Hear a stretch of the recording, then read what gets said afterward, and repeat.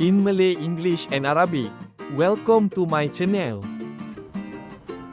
Masak sawi goreng ikan kering cook fried mustard with dried fish atah al-kardal al-makli ime al-sama al-mujaffaf.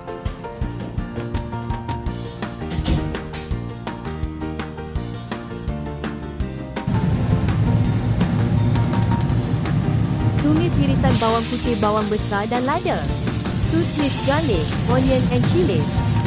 Shunei al-tom wal basal wal fulfil al-muftairin, ila al-syaraiha. Masukkan potongan ikan kering dan serbuk perasa. Add dried fish pieces and seasoning powder.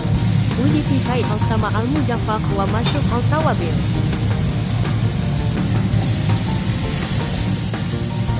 Masukkan juga air dan kacau rata.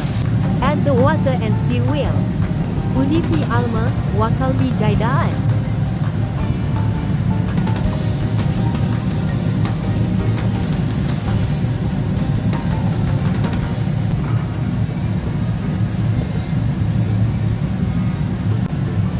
Setelah itu, masukkan potongan daun sawi. Then add the chopped mustard leaves. Tema, adifi, aurak al-kardal al-mahrumatul.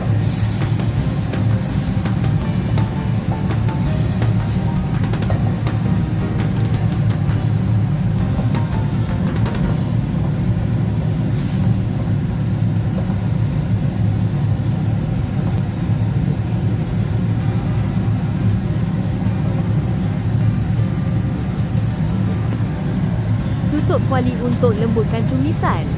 Cover the pan to soften the stir fry. Ti al-mikalat litlin al-mukawinat al-mikyati.